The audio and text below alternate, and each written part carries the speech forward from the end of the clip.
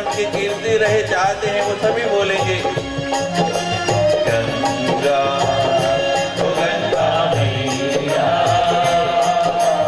गंगा ओ गंगा मैया,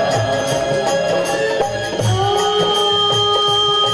गंगा मैया जब ये पानी गंगा मैया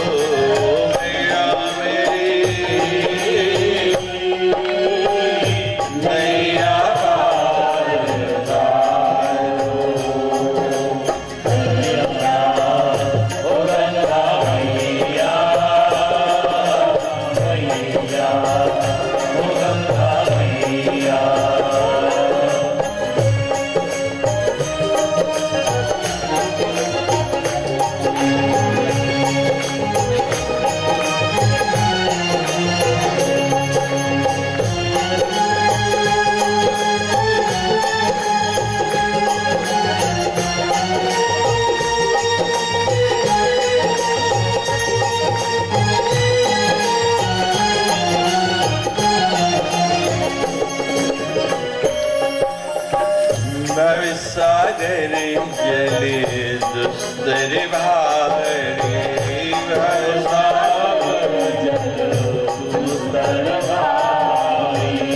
सूझत नाही किनारो सूझत नाही भव सागर जले दुस्तर भारी सूझत नाही किनारो बीच समुद्र में गोते खाए बीच समुद्र में गोते खाए बीच समुद्र में गोते खाए बिन केवट व्यवहार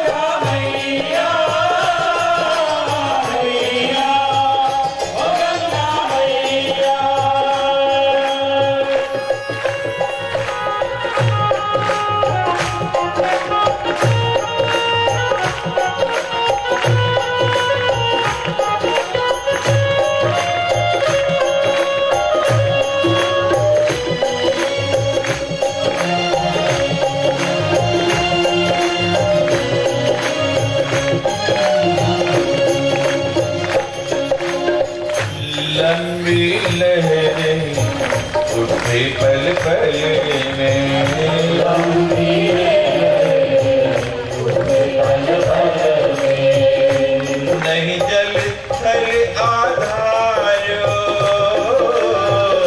नहीं जल थल आधार, लंबी लहरें उठे पल पल में, नहीं जल थल आधारो, पल पल पवन चले किसी बासर, पल पल पवन चले किसी बासर, जाऊं दिसी घोर अंधियारो, मैया मोरी मैया पार उतारो, मैया मोरी मैया पार उतारो, गंगा गंगा मैया, गंगा गंगा मैया,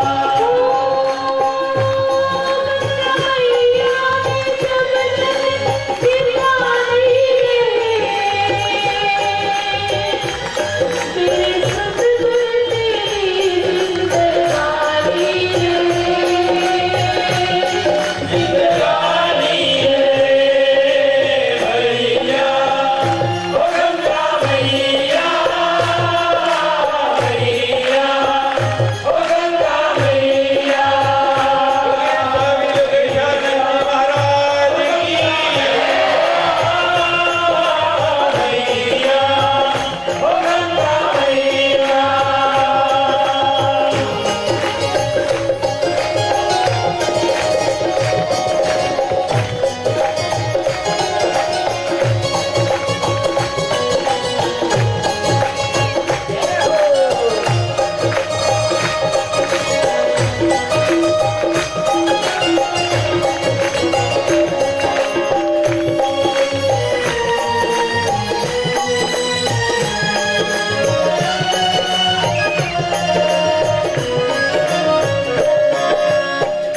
काम भरन करे ग्राह पाड़े मुखे,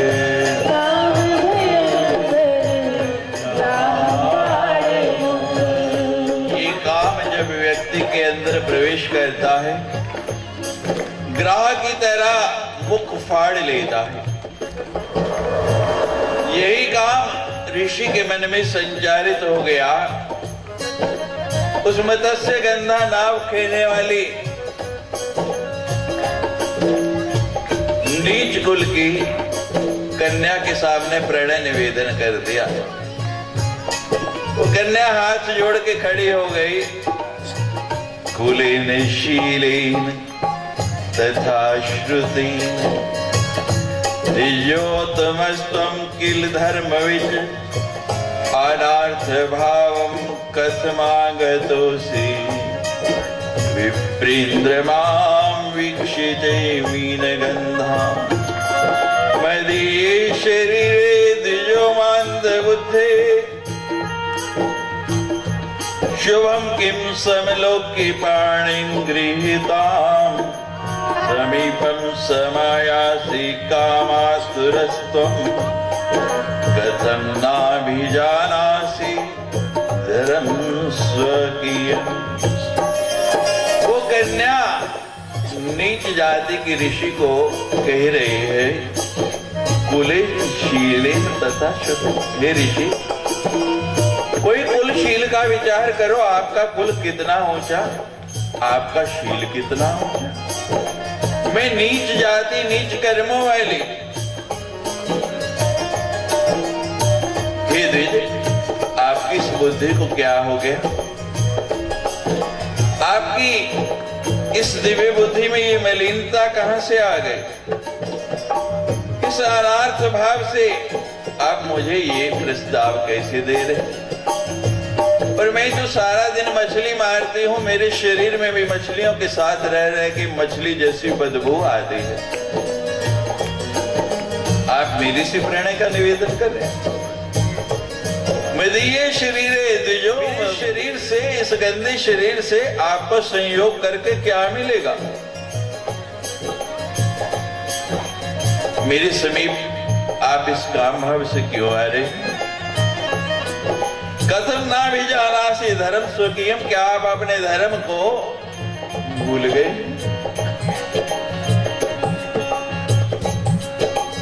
और हे ऋषि,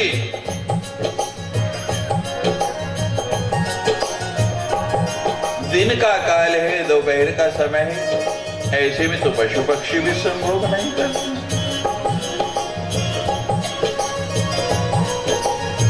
क्या आपके मन में कोई विचार नहीं आता है? क्या आपको ऐसी कोई सोच नहीं आती है? लेकिन जब काम का भी गड़बड़ जाता है तो व्यक्ति अंधा हो जाता है। काम अंध कहते हैं, कुछ सूझता नहीं, कुछ समझ नहीं आता है। ओ मंद बुद्धि द्विजोयम ग्रहीष्यं जले मग्नैवाद्यमां वै गृहीत्वा मनोव्याकुलं पंचबाणादिविद्धं न कोऽपि शक्तः प्रदीपं हि कर्तुम्। जब ये काम अपने 5 बाणों को अपने पुष्प में धनुष के ऊपर चला के छोड़ता है तो उससे बचना बड़ा मुश्किल होता है। भगवान शंकर के 3 नेत्र हैं, लेकिन तीसरा नेत्र भगवान शंकर ने मात्र एक ही बार खोला है।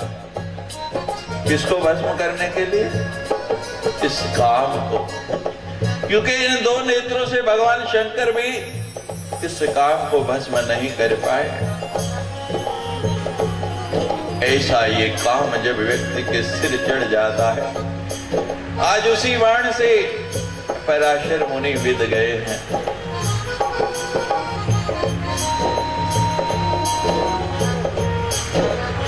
उस कन्या से कहते हैं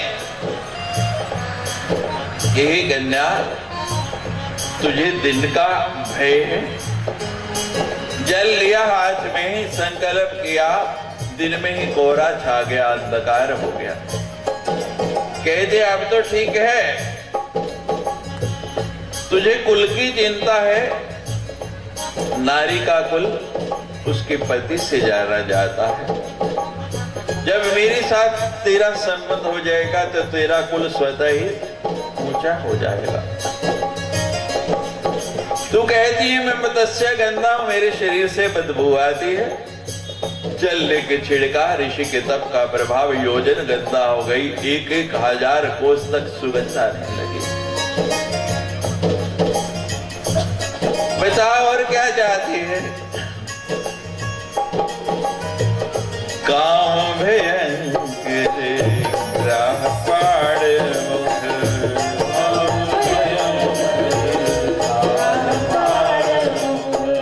सन्मुख होते हजारों, सन्मुख होते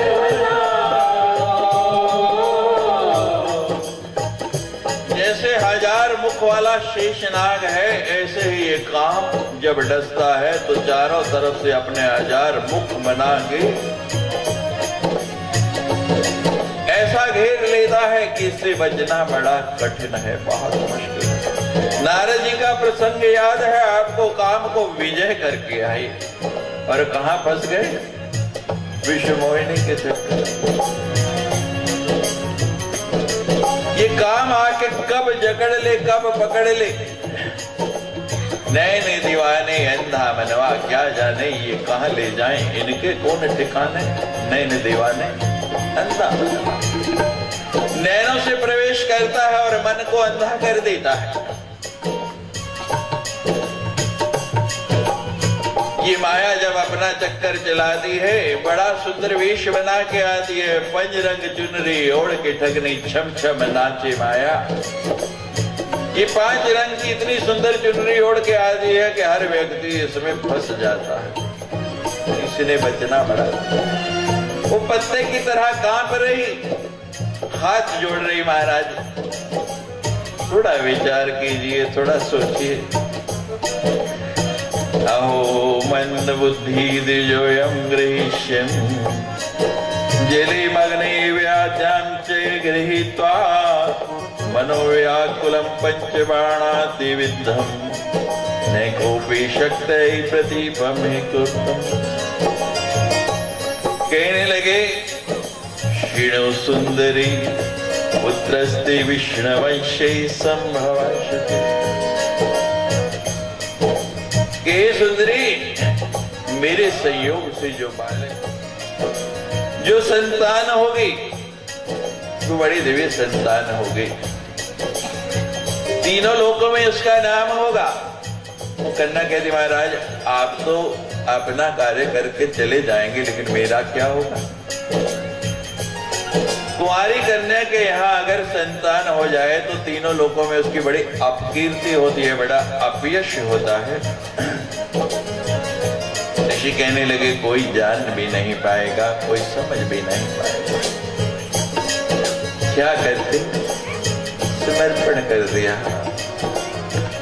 काम भयंकर ग्राह पाड़े मुखे सन्मुख होते हजारों, घूर पड़े बहु भारे घेर कुबेर पड़े बहु भारे, कैसे हो निस्तारो मैया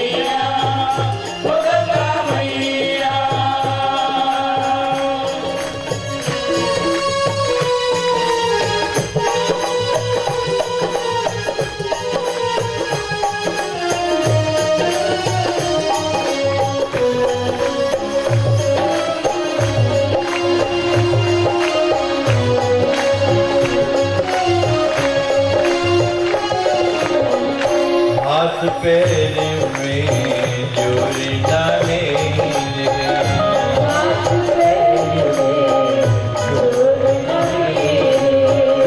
ना कोई संग सहारो, ना कोई संग सहारो। समर्पण कर दिया, विवश हो गई। हाथ पैर में योजना मेरे, ना कोई संग सहारो, मुझ दासी को आने उबारो, मुझ दासी को आने उबारो, अब ना करो विचारो। मैया मोरी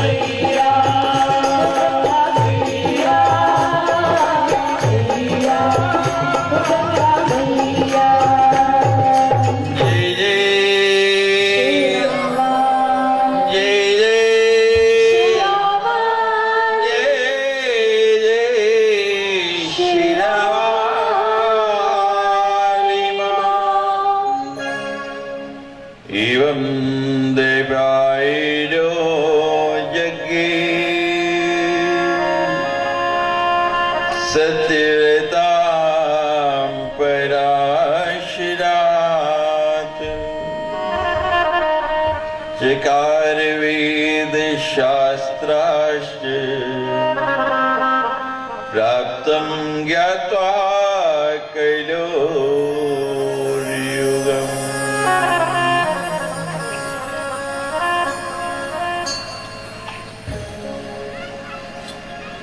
मत्स्यगंधा से नाम बदल गया, सत्यवती नाम पड़ गया। सत्यवती और पराशर के संयोग से जो पुत्र हुआ उसका एक नाम हुआ द्वैपायन, क्योंकि नदी के बीच में द्वीप के अंदर जन्म हुआ, इसलिए नाम पड़ गया द्वैपायन। वेदों का विभाग किया, पुराणों का विस्तार किया, इसलिए नाम हो गया वेद व्यास।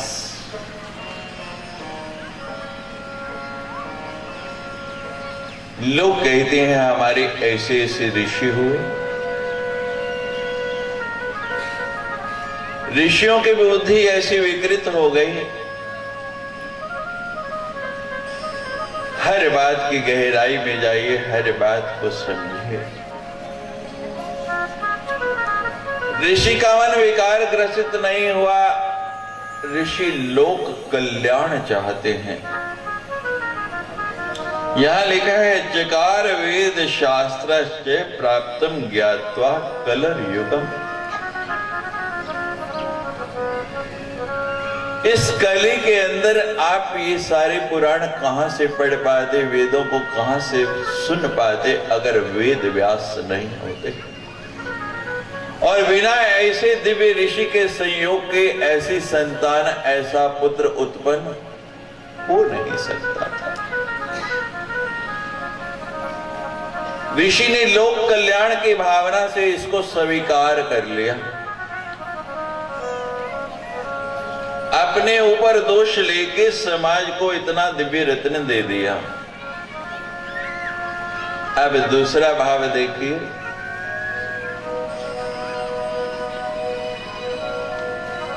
दूसरा भाव यह है कि जब ऐसे ऐसे ऋषि का मन भी चंचल हो सकता है, इतने तप के बाद भी ऐसी स्थिति आ सकती है, तो हमारी क्या स्थिति होगी।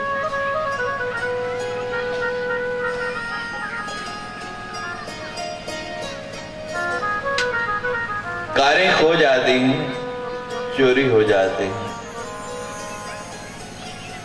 बसें भी हो जाते हैं, वायुयान भी हाईजैक हो जाते हैं, चोरी हो जाते हैं, गुम हो जाते हैं। लेकिन कभी आपने ये सुना या पढ़ा कि रेलगाड़ी चोरी हो गई या रेलगाड़ी गुम हो गई? बोलिए लोकेश नगर वालों, कभी सुना आपने? रेलगाड़ी क्यों नहीं गुम होती? वो कभी भी अपनी पटरी को छोड़ती नहीं। आपने भी कभी अपनी पटरी नहीं छोड़ना है। उस भगवती के साथ, उस शक्ति के साथ जब हम जुड़े रहेंगे तो हम भी कभी इस संसार में गुम होने वाले नहीं। जब महामाया के चरण नहीं छोड़ेंगे तो माया आपका कुछ नहीं बिगाड़ पाएगी। मालकिन तो महामाया है, माया तो उसकी नौकरानी है, दासी है। ये तो गांव है, आजकल नगरों में हम देखते हैं सब माइयां, सब देवियां नौकरी करती हैं। छोटा बालक है, क्या करे, किसके पास छोड़ना?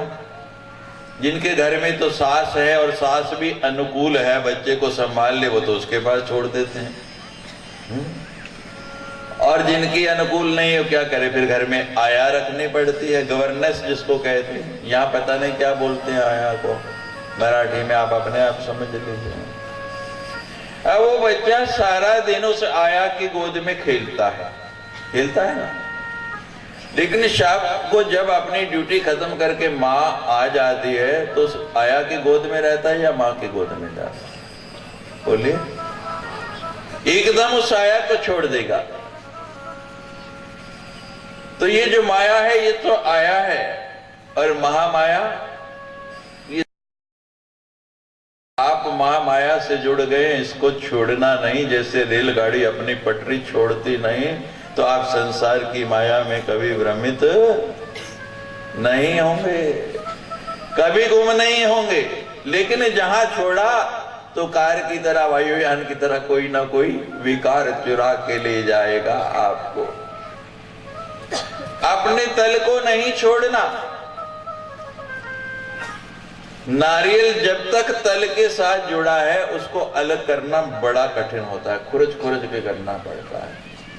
लेकिन जहां ही सूख गया फिर तो एकदम बाहर निकल आता है। परम शक्ति महामाया आपके गांव में आके विराजमान हो गई। अब तो काम है जुड़ना। पराशर ऋषि चले गए, वेद व्यास का प्रकटे हुआ संसार में कोई जान भी नहीं पाया, और वेद व्यास उत्पन्न होते ही मां को छोड़ पड़े, चल पड़े अध्ययन के लिए, तप के लिए। उधर ऋषि का संयोग हुआ, सत्यवती इतनी सुंदर हो गई, अब मत्स्य गंगा नहीं रही। शांतनु प्रतिदिन गंगा को देखने उसी नदी के किनारे आती हैं। आज देखा, दृष्टि पड़ी सत्यवती पे, इतनी सुंदर, गंगा से भी सुंदर, तो मन वहीं अटक गया। उस दासराज से कहने लगे कि तुम्हारी इतनी सुंदर कन्या मैंने तो कभी देखा नहीं, मैं इससे विवाह करना चाहता हूं, तुम्हारी क्या इच्छा है? दासराज कहता है, महाराज आप राजा हैं, महाराजा हैं, आपकी जो इच्छा आप कर सकते हैं, हम आपको मना नहीं कर सकते। लेकिन राजा का कर्तव्य है प्रजा की इच्छा का भी ध्यान रखे, और आपने पूछा है तो मेरी इच्छा तो यह है महाराज, मैंने सुना है आपका बड़ा सुंदर एक पुत्र है देवव्रत, आप अपने पुत्र वधू बना के ले जाना चाहे तो मैं सहर्ष देने के लिए तैयार हूं, और आप तो अब बूढ़े होने लगे हैं। शांतनु वापस आ गए। राजकाज में मन नहीं लगता, किसी से बोलते नहीं। एक दिन देवव्रत ने कहा कि मेरे पिता को क्या हो गया है। मंत्रियों से पूछा कि क्या कारण है, मेरे पिता जो है खिन्न रहते हैं। मंत्रियों ने बताया, देवव्रत तुम्हारे पिता दासराज की कन्या पर आसक्त हो गए, विवाह का प्रस्ताव रखा, उसने मना कर दिया, इसीलिए तुम्हारे पिता खिन्न है। यहां लिखा है श्रीमद् देवी भागवत में, धिक्तम सुतम ये पितृप्सितार्थ क्षमोसन प्रदीपादित्य जातिन किमतिन सुतिन कामम पितृन चिंता ही समुद्रे। कि उस पुत्र को, संतान को धिक्कार है जो पिता का हित साधन नहीं करे, उसका कार्य नहीं करे। देवव्रत को पता लगा, दासराज के पास पहुंच गया, कहने लगा, महाराज नियम तो ये है कि पिता पुत्र के लिए कन्या का हाथ मांगने आता है, लेकिन यहाँ उल्टी स्थिति है, यहाँ विपरीत स्थिति है। मैं अपने पिता के लिए आपकी कन्या का हाथ मांगने आया है। वो दासराज कहता है कि महाराज आप राजा हैं, जो चाहे कर सकते हैं, लेकिन मेरी इच्छा पूछते हैं तो जो बात मैंने आपके पिता को कही वही आपसे कहता हूं कि आप अपनी पत्नी बना कर ले जाना चाहें तो मैं देने के लिए सहर्ष तैयार हूं। वो देवव्रत कहने लगा कि जिसको मेरे पिता ने पसंद कर लिया वो तो मेरी माँ हो गई, अब वो वहां जाएगी तो मेरी माँ बनकर ही जाएगी, तुम बोलो तुम्हें स्वीकार है या नहीं। वो दासराज कहता है, देवव्रत मान लो कि मैं मान भी जाऊं, लेकिन नियम यह है कि बड़े पुत्र को राज्य मिलता है, राज्य तुम्हें मिलेगा, और मेरा जो दोता होगा, दोहित्र होगा, उसे तो तुम्हारे अधीन रहना पड़ेगा। देवव्रत कहने लगा, मैं देवव्रत नदी का जल हाथ में लेके संकल्प करता हूं कि मैं आजीवन राज्य नहीं लूंगा, राज्य का अधिकारी तुम्हारा दोहित्र ही होगा। दासराज कहने लगा, तुम नहीं लोगे, लेकिन तुम्हारी जो संतानें हैं वो तो अपने अधिकार के लिए लड़ेंगी। वो कहते तुमसे मुझसे भय था, मैंने कहा मैं राज्य नहीं लूंगा, मेरी संतानों से भय है। उन्हें हाथ में जल लिया और संकल्प किया कि मैं देवव्रत प्रतिज्ञा करता हूं कि मैं आजीवन विवाह ही नहीं करूंगा, ना संतान होगी और ना राज्य का झगड़ा होगा। स्वीकार हो गया, शांतनु से विवाह हो गया।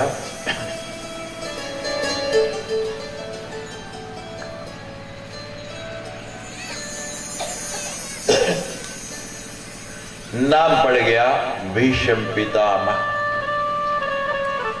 इतनी भीषण प्रतिज्ञा की देवव्रत से अब भीष्म हो गए। शांतनु के साथ सत्यवती का विवाह हुआ, 2 संतानें हुई हैं, चित्रांगद और विचित्रवीर्य। लेकिन वंश आगे नहीं बढ़ रहा। चित्रांगद और विचित्रवीर्य से आगे कोई संतान नहीं हो रही। सत्य बड़ी बड़ी चिंतित हुई कि क्या किया जाए। वेद व्यास जी का स्मरण किया। यहां लिखा है देवी भागवत में कि जब अपने यहां संतान नहीं हो तो 7 प्रकार की संतानों का वर्णन है। पहला लिखा है अंशज, कि अगर अपने यहां संतान नहीं हो रही तो पुत्री का पुत्र यानी अपनी पुत्री के यहाँ जो संतान हो उसको गोद ले लेते हैं। ये पहली प्रकार की संतान बताई गई है। दूसरा बताया है क्षेत्रज, आपत्ति काल में दूसरे पुरुषों के द्वारा संतान उत्पत्ति कराई जाए उसको क्षेत्रज कहते हैं। हमारे देश की ये परंपरा नहीं। अभी अभी जो टेस्ट ट्यूब का गर्भारोपण हो रहा है, जिसको आप कह रहे दूसरे का वीर्य स्थापित किया जाता है, वो यही क्षेत्रज है। तीसरा प्रकार बताया गया है गोलक, पति के मरने के बाद जो संतान होती है उसको गोलक कहती हैं। चौथी प्रकार की बताई गई है कुंड, पति के रहते हुए प्रसव हो जाए लेकिन पति का नहीं, तीसरे दूसरे पुरुष के द्वारा संभोग किया हुआ पुत्र हो, उसको कहते हैं कुंड। और चौथा बताया है सहोड, पांचवा जो प्रसव पिता के घर विवाह से पूर्व हो गया और संतान विवाह के बाद हुई, उसको सहोड कहते हैं। छठे प्रकार की संतान बताई गई है कानीन, यानी पिता के घर में रहते ही कुंवारे में ही संतान हो जाए, जैसे सत्यवती की हुई। अभी वेद व्यास जी उसको कहते हैं कानीन। और 7वें प्रकार की संतान बताई गई है क्रीत, कि अपने यहाँ संतान ना हो अनाथालय से खरीद के ले आए या किसी की संतान को गोद में ले लें, ये 7वें प्रकार का पुत्र होता है। ये 7 प्रकार की संतानें बताई गई हैं।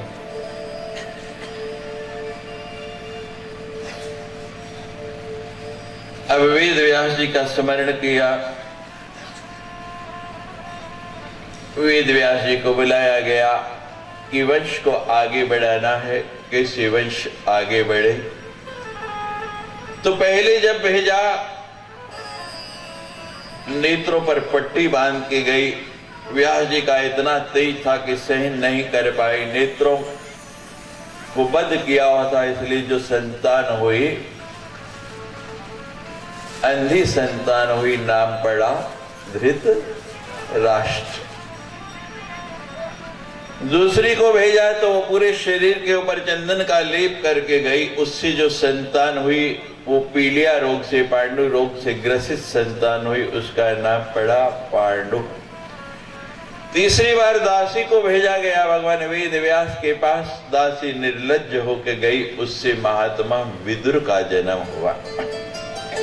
धृतराष्ट्र के 2 विवाह हुए हैं। एक गंधारी से आप सभी जानते हैं और दूसरा विवाह जिससे हुआ उसका नाम है वेश्या। गंधारी से 100 पुत्र उत्पन्न हुए, वेश्या से 1 पुत्र उत्पन्न हुआ। पांडु की भी 2 पत्नियां हुई, एक कुंती और एक माद्री, लेकिन संतान नहीं है।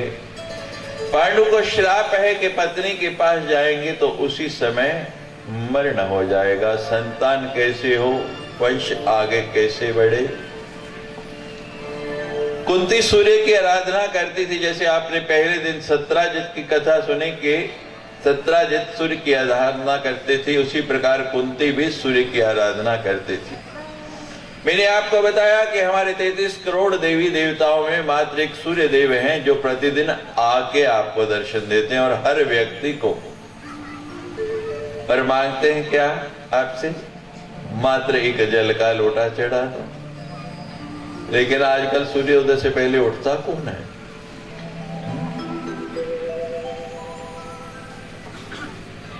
कुंती नित्य प्रति सूर्य की उपासना करती।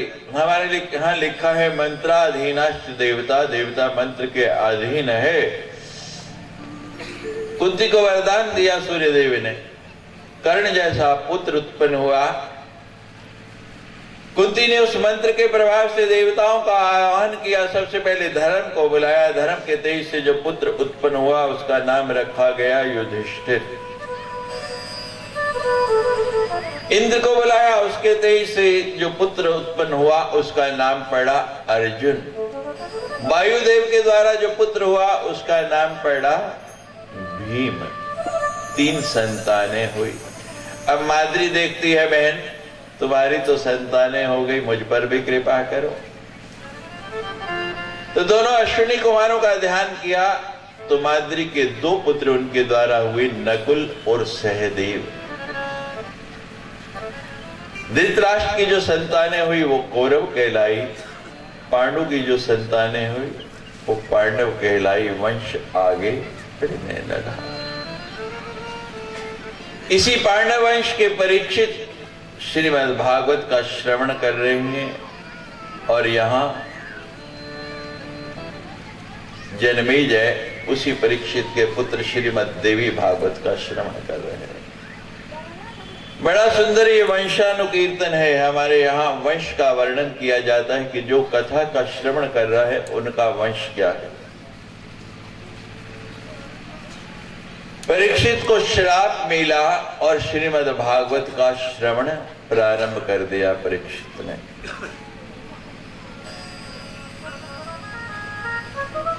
श्रीमद् भागवत श्रवण कर रहे हैं। सुखदेव जी कथा सुना रहे हैं। कथा सुनते सुनते 6 दिन गुजर गए। कितने दिन? 6 दिन। 6 दिन बाद परीक्षित ने हाथ खड़ा किया, महाराज मेरे मन में कोई शंका है, मैं कुछ पूछना चाहता हूं। परीक्षित कहने लगे, बोलिए क्या पूछना चाहते हैं? सुखदेव जी ने कहा। परीक्षित कहने लगे, महाराज मान लो बुखार हो जाए और डॉक्टर के पास दवा लेने के लिए जाएं, डॉक्टर दवाई दे और कहे 2 दिन बाद फर्क पड़ जाएगा। 2 दिन बाद अगर बुखार में कमी आए तो कहते डॉक्टर अच्छा है, वैद्य अच्छा है, दवा लग गई। और अगर फर्क नहीं पड़े, बुखार घटने की बजाय बढ़ जाए, फिर कहते हैं ये डॉक्टर अच्छा नहीं, चलो किसी स्पेशलिस्ट के पास चलते हैं, किसी इस रोग का जो विशेषज्ञ है उसके पास जाए। अब सुखदेव जी तो ज्ञानी थे। कहने लगे, परीक्षित मैं तुम्हारी शंका समझ गया। श्रीमद् भागवत की कथा को यहीं थोड़ी देर के लिए विराम देते हैं और मैं तुम्हें एक राजा की कहानी सुनाता हूं। सुखदेव कहने लगे, परीक्षित एक तुम्हारे जैसा राजा था, शिकार के लिए गया जंगल में और शिकार खेलते खेलते संध्या हो गई, शाम हो गई। अब देखता है अंधकार हो गया, घर वापस नहीं जा सकता, अपना राज्य बहुत दूर है और रात्रि के समय तो जंगल में जानवर ज्यादा हो जाते हैं। कहा रुकूं? दूर देखा एक जगह लो चमक रही, प्रकाश नजर आया, उसी दिशा में गया। वहां पहुंचा तो एक कुटिया बनी हुई घास की। जाके दरवाजा खटखटा दिया, अंदर से एक भील निकला। क्या बात है? परिचय दिया कि मैं पास के नगर का राजा हूं, जंगल में भटकते भटकते दूर निकल आया, रात्रि विश्राम चाहता हूं। वो भील कहने लगा, महाराज आप राजा महाराजा और मेरी ये कुटिया छोटी सी, अंदर कोई बिस्तर भी नहीं, घास बिछाई हुई है, सारा दिन जानवरों का शिकार खेलता हूं, मांस रुधिर हड्डियां बिखरी पड़ी, आप मेरी कुटिया में कैसे रहेंगे? राजा कहता है जो आपने अंदर की दशा बताई ना, अगर बाहर रहा तो वही मेरी हो जाएगी। रात को कोई ना कोई जानवर आएगा और मुझे भी मार के ऐसा ही बना जाएगा। रात भर के लिए रहना है, सवेरे होते ही चला जाऊंगा। वो भील कहता महाराज हमने सुना है राजा महाराजाओं के दिल भी अजीब होते हैं, जिस पर आ जाए उसको ले लेते हैं। और महाराज मेरी तो जमा पूंजी मात्र ये कुटिया ही है और आपने ले ली तो मैं क्या करूंगा। राजा कहता है इतने बड़े बड़े महल छोड़ के तेरी ये गंदी सी कुटिया लूंगा। सवेरा होते ही इसको छोड़ के चले जाना है। वो भील कहता है महाराज प्रतिज्ञा कीजिए, वचन दीजिए। कितने वचन दिया, रात भर रहना है। भील को तो जंगल में रहने की आदत थी, क्या फर्क पड़ता है, अंदर भी वही बाहर भी वही।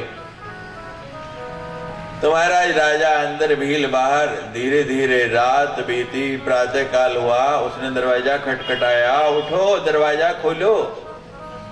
सवेरा हो गया, अंदर से कोई आवाज नहीं आती। वो भील कहता है राजा महाराजा है महाराज, इनको तो देर से उठने की आदत है और आजकल तो सारे ही राजा महाराजा हैं, कोई जल्दी नहीं उठता।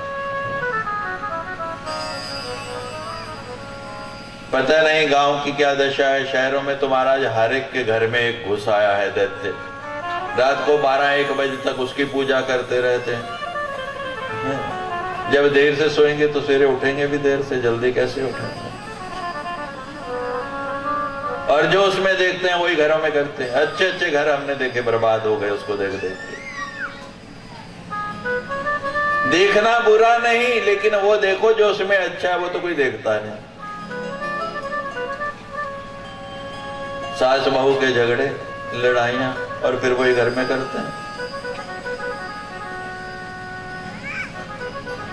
क्या देखना चाहिए क्या नहीं, बड़ा सुंदर वर्णन आया है देवी भागवत में।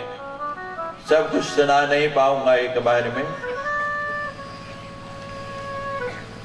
थोड़ी देर बाद फिर आवाज लगाता है अंदर से, हाँ करके। राजा उठता नहीं, बार बार आवाज लगाता है, राजा बाहर नहीं आता। सुखदेव जी कहने लगे परीक्षित वो राजा और कोई नहीं तुम ही हो, वो जंगल और कोई नहीं, तुम्हारे जीवन की अंतिम समय आ गया। वही रात्रि है, मात्र 1 दिन बचा है, कल आखिरी दिन है। वो कुटिया और कोई नहीं, तुम्हारा ये शरीर है, उसके अंदर जो हाड़ मांस बिखरा पड़ा है, रुधिर बिखरा है, वही इसके अंदर बिखरा पड़ा है। जैसे उस राजा को उस कुटिया से प्रीति हो गई, उसको छोड़ता नहीं, वैसे ही तुमको भी इस कुटिया से प्रीति हो गई है, तुम इसको छोड़ना नहीं चाहते। राजन, ना तो मैं वैद्य घटिया हूं और ना मेरी दवाई घटिया है।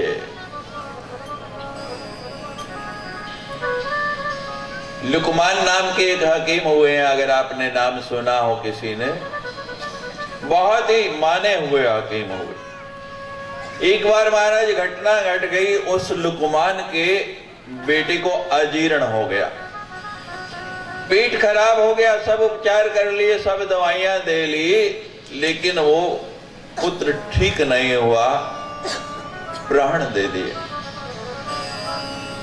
पुत्र को वहीं छोड़ा और जितनी अपनी दवाइयां थी, जितने ग्रंथ थे, सबको उठाया और नदी में डुबोने के लिए चल पड़ा। वो लुकमान कहते हैं लोग क्या कहेंगे कि अपने बेटे को बचा नहीं पाया, हमको क्या बचाएगा, इसकी दवा में कोई असर नहीं, कोई प्रभाव नहीं। नदी किनारे पहुंचा, उसको जल में फेंकने वाला था, तालाब में डालने वाला था। इतने में लुकमान के गुरुदेव आ गए। लुकमान ये क्या कर रहे हो, जीवन भर की पूंजी, जीवन भर की कमाई एकदम तालाब में डाल रहे। लुकमान कहने लगा गुरुदेव मेरी ऐसी दवा है, इस तालाब में डाल दूं तो तालाब जम जाए, लेकिन मैं बेटे को ठीक नहीं कर पाया, उसका पेट खराब हुआ, उसको ठीक नहीं कर पाया। लुकमान के गुरु बहुत विद्वान थे, गुरु गुरु होता है। कहते चलो लेके चलो मेरे को, जहां बेटा मरा पड़ा था वहां गए, बेटे के पास ले जा गए। जोर लगा के मुंह खोला, उंगली डाली, दिखा दी सारी दवाइयां। कहां? यहां मुंह में। अब दवा मुंह में ही रह जाए, अंदर नहीं जाए तो असर करेगी? बोलिए। गोली मुंह में ही पड़ी रहे, पेट में नहीं जाए तो उसका असर होगा? नहीं। मैं लाख सुना लूं, मेरी जैसे लाख महात्मा यहां आके आपको ज्ञान दे दें, लेकिन जब तक आप उसको भीतर उतारोगे नहीं, तब तक बोलिए प्रभाव होगा। तो सुखदेव जी कहते हैं, राजन ना तो मैं वैद्य घटिया हूं, ना मेरी दवाई घटिया है राजन, लेकिन वैद्य जब दवा देता है दो बातें और कहता है। क्या कहता है? पहली बात, दवा खानी कितनी है, एक गोली सुबह, एक शाम, एक दोपहर को बताता है ना। किस चीज से खानी है? पानी से खानी है, दूध से खानी है, चाय से खानी है, खाने के बाद लेनी है, पहले लेनी है, बताता है कि नहीं? एक काम और बताता है, दवा के साथ परहेज भी बताता है। बताता है नहीं? बोलिए, बताता है नहीं? अब गला खराब है, खांसी लगी है हमारी शिष्या की तरह, और बाहर निकले महाराज, दवाई तो ले ली, डॉक्टर साहब ने, विजय कुमार जी ने दे दी, बहुत बढ़िया, लेकिन बाहर निकलते ही चाट पकौड़ी की ठेला नजर आ गया और लेके खा ली, तो गला ठीक होगा कि खराब होगा? बताइए। है डॉक्टर क्या करेगा? कहते हैं, राजन ज्ञान तो हो रहा, श्रवण तो कर रहे, लेकिन अभी तक इससे प्रीति छूटी नहीं। परीक्षित ने उसी समय शरीर का मोह छोड़ा, ध्यान लगाया, सुखदेव जी कथा सुनाते रहे, और श्रीमद् भागवत के अनुसार परीक्षित का मोक्ष हो गया। बोलो सच्चे जय जय जय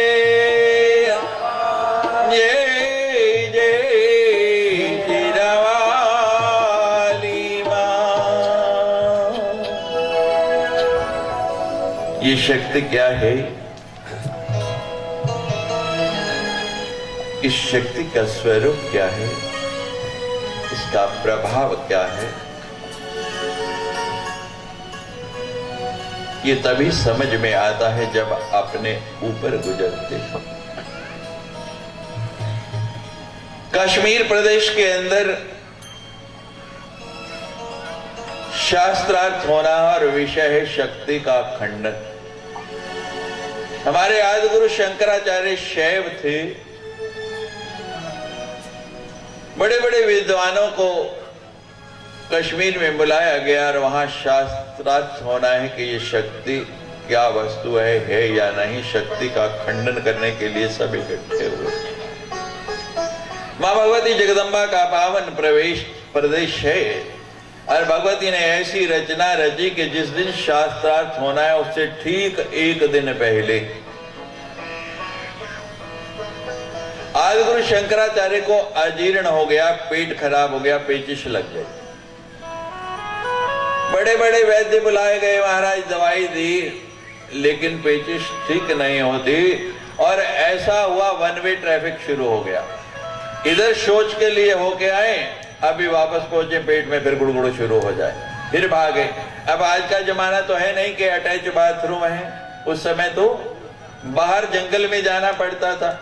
अब बार बार जाए आए, शरीर और कमजोर होता जाए। सब उपचार, सब साधन, सब तरीके कर लिए, लेकिन कोई दवा असर नहीं करती, कोई प्रभाव नहीं होता। इतना कृष शरीर हो गया, डॉक्टरों ने देखा, कहने लगे अब अंतिम समय आ गया, अब बचने की कोई उम्मीद नहीं है, कोई साधन नहीं है, कोई रास्ता नहीं है। घोषणा हो गई महाराज, लोग आने लगे, नमस्कार करने लगे, प्रणाम करने लगे कि अंतिम दर्शन कर लें।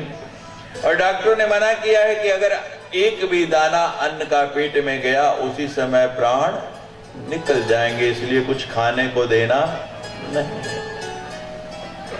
लाइन लगी हुई, सब नमस्कार कर रहे हैं, चलते जाते हैं, चलते जाते हैं, चलते जाते हैं। आदिगुरु शंकराचार्य, पेट में चूहे कूद रहे, बुरी हालत, सबसे कहते हैं कुछ खाने के लिए दे दो, कोई कुछ खाने के लिए, लेकिन कौन दे? वैद्यों ने मना किया है, डॉक्टर ने कहा कि नहीं देना। भीड़ चली जा रही है, कोई कुछ देता नहीं, हाथ जोड़ रहे हैं, नमस्कार कर रहे हैं। उसी भीड़ में एक छोटी सी बड़ी सुंदर कन्या, बड़ी प्यारी सी कन्या आगे से निकली, हाथ में एक पात्र पकड़ा है। जैसे सबसे कह रहे हैं उसी तरह उस कन्या से भी कहा कि ये पात्र में क्या है। कन्या ने पात्र के ऊपर से कपड़ा हटा दिया, दही का भरा हुआ पात्र। आज गुरु शंकराचार्य कहते हैं, बोल भी नहीं पाते, इशारे से कहते थोड़ा सा दे दे। वो कन्या कहती मुझे थोड़ा देने की आदत नहीं, मैं थोड़ा नहीं देती हूं, मैं तो ज्यादा देती हूं। आप पूरा ले लो, थोड़ा नहीं पूरा ले लो। आज गुरु शंकराचार्य फिर इशारा करते हैं, ला दे दे। वो कन्या कहती आओ ना ले लो, मना कौन कर रहा है? आओ। नियम क्या है? प्यासा कुएं के पास जाता है कि कुआं प्यासे के पास जाता है? बोलिए, पक्का? प्यासा कुएं के पास जाता है। ठीक बात है ना? प्यासा कुएं के पास जाता है। तो कन्या यही कह रही है, महाराज प्यासा कुएं के पास जाता है, आपको जरूरत है ले लो।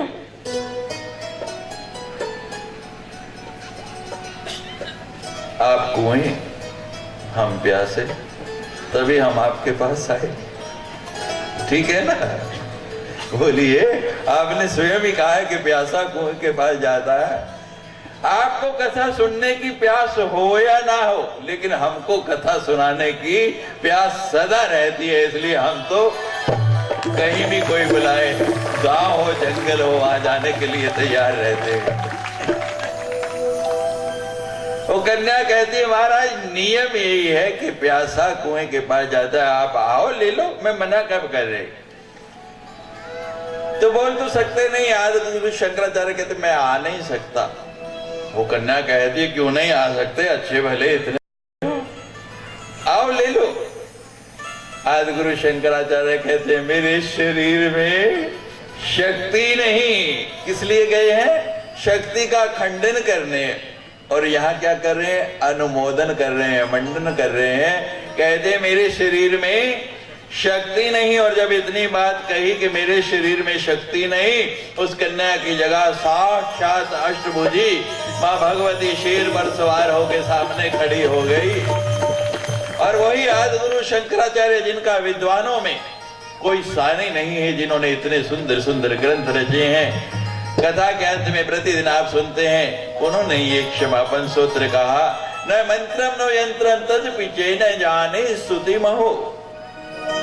हाथ जोड़ के कहने लगे, मां मैं बड़ा अपराधी हूं, मैं तो इतना ज्ञानी हूं, नो मंत्रम, कि ना तो कोई मंत्र जानता हूं ना यंत्र, क्योंकि मैंने आपकी सत्ता को, आपके प्रभाव को स्वीकार नहीं किया, तो मेरा मंत्र यंत्र सब व्यर्थ हो गया।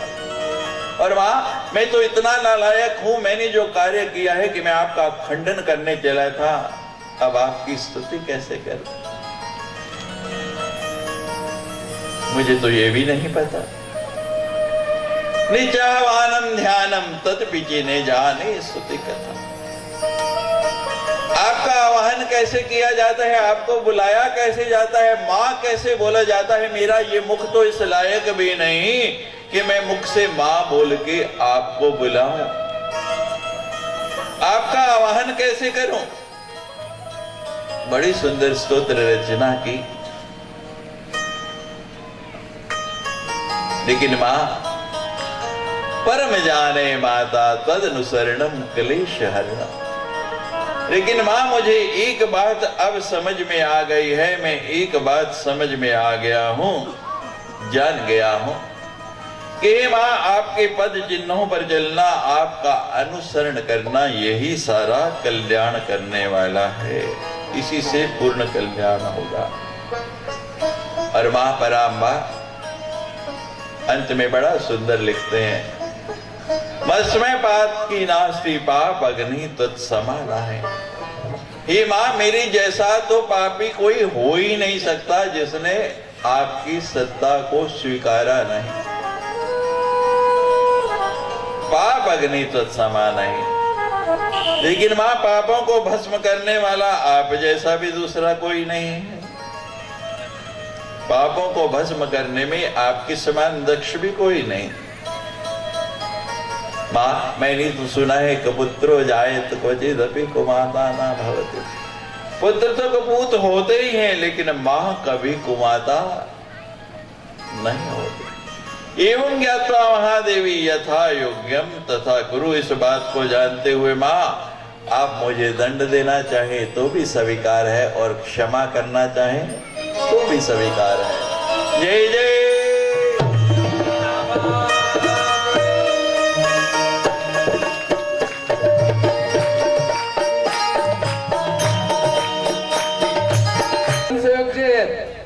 Volunteers please come on. उधर सामने कैमरों के पीछे सर्व सर्व स्वयंसेवक पटकन इकडे यायचं आहे। नाही इकडे इकडे साईड। हाँ, चलो हाँ, मागे, मागच्या बाजूला। यही आना तो, यही आ जाओ। चलो पटकन। कल भगवान राम का अवतार होना है, आपको बताया था कल क्या लाना है, याद है? फूल और फल, दो क्या लाना है? दो केले कहे थे ना इस क्षेत्र में, क्या है? दो केले और फूल, ठीक है, याद रहेगा। और हो सके तो अपने अपने देवियों के लिए बता रहा हूं, पति देव को भी ले आना, क्योंकि पुरुषों की संख्या कम है, स्त्रियों की ज्यादा है। फूल, दो फल और अपने अपने पति। तो महाराज एक जगह हम कथा कर रहे, तो किसी माई ने ठीक से नहीं सुना, कथा खत्म हुई तो हमारे पास आ गई, स्वामी जी बात करने। मैंने कहा थका हुआ 4 घंटे बोल के बाद में आ जाना। कहते बड़ी जरूरी बात है, अभी कर रहे हैं। हमने कहा बताओ माता जी क्या जरूरी बात है? कहते स्वामी जी आपने कहा है कि फल और दो पति लाने, मेरे पास तो एक ही है। कोई बात नहीं, जिसके पास एक है एक पड़ोसन का ले आना, वो भी कहेगी अच्छी जगह ले गई, आपको साधुवाद देगी। लेकिन कल बड़े आनंद का उत्सव है, भगवान राम का अवतार होगा। बड़ी प्रेम और श्रद्धा से कल अवतार दिवस मनाएंगे। तो हमारे ये कार्यकर्ता बड़ी सुंदर सेवा यहाँ पर कर रहे हैं। आरती से पहले 5 मिनट के लिए हम लोग इनके साथ झूमेंगे जरा। माई माई बोलो नैया पार लग जाएगी, माई माई बोलो नैया पार लग जाएगी, माई माई बोलो नैया पार लग जाएगी, माई माई बोलो नैया पार लग जाएगी, माई माई बोलो नैया पार लग जाएगी, माई माई बोलो नैया पार लग जाएगी, पार लग जाएगी, किनारे लग जाएगी, पार लग जाएगी, किनारे लग जाएगी, पार लग जाएगी, किनारे लग जाएगी, पार लग जाएगी, किनारे लग जाएगी, माई माई माई माई माई माई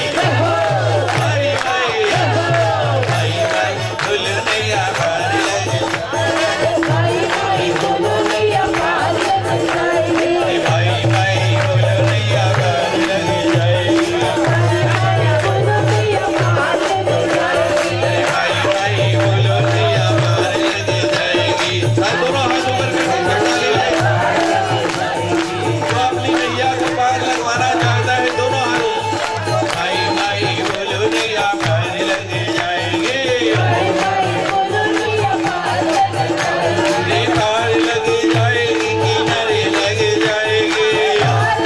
जाएगी, किनारे लग जाएगी, पार लग जाएगी, किनारे लग जाएगी।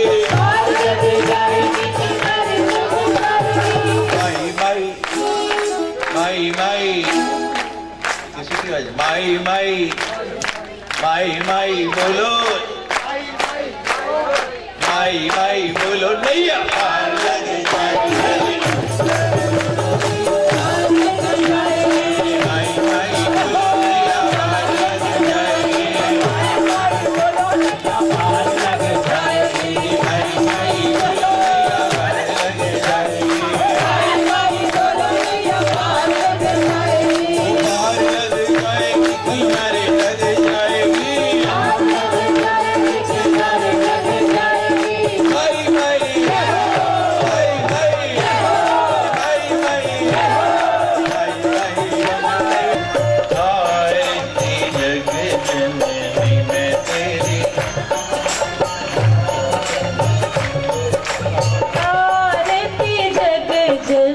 वाली मैं तेरी गाऊं, आरती जग जननी मैं तेरी गाऊं।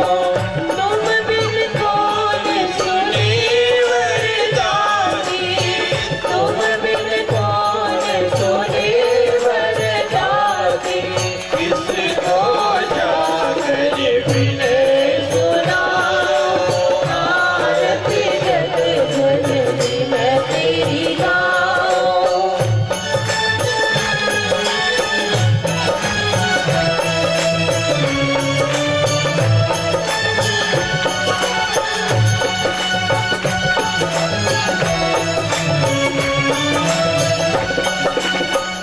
असुरों ने देवों को सताया, असुरों ने देवों को सताया।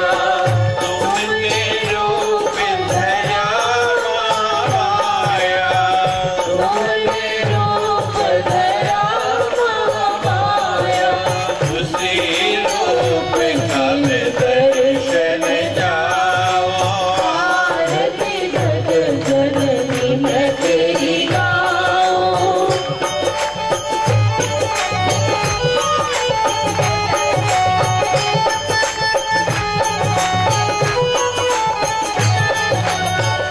रक्त बीज मधु गई तब हमारे। रक्त बीज मधु के तलवारे। अपने भक्तों के काज सवारे। अपने भक्तों के काज सवारे।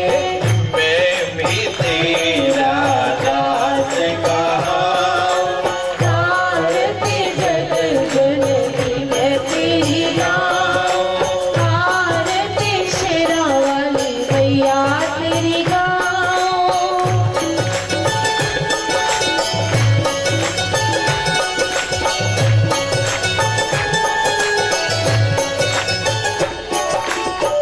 आरती तेरी कयो वरदाती। आरती तेरी करूं जाती। हृदय का दीपक नैनों की बाती। हृदय का दीपक नैनों की बाती। निश दिन प्रेम की ज्योति जला, आरती जग जननी मैं तेरी गाऊं, आरती शेरा वाली मैया तेरी गाऊं।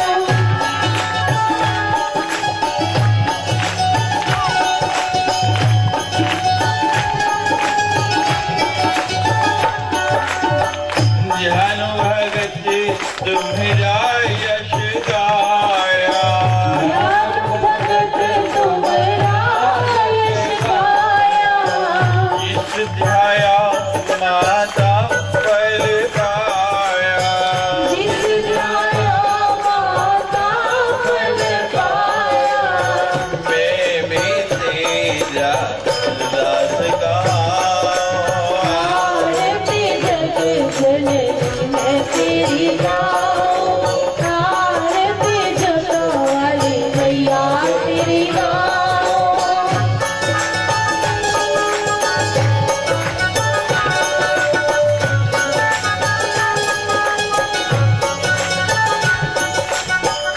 आरती तेरी जो कोई गावे। आरती तेरी बातों कोई गावे। दास सभी सुख संपत्ति खावे। दास सभी सुख संपत्ति पावे। मैया चरण धरण रज जाओ, आरती शेरा वाली मैया तेरी गाऊं, आरती जोता वाली मैया तेरी गाऊं। आरती तेरा वाले मैया तेरी गाओ। आरती शेरा वाली मैया तेरी गाऊं। कंचन धाम विराजत अगर तपुर बाती मैया अगर तपुर बाती। श्रीमान के तुम विराज।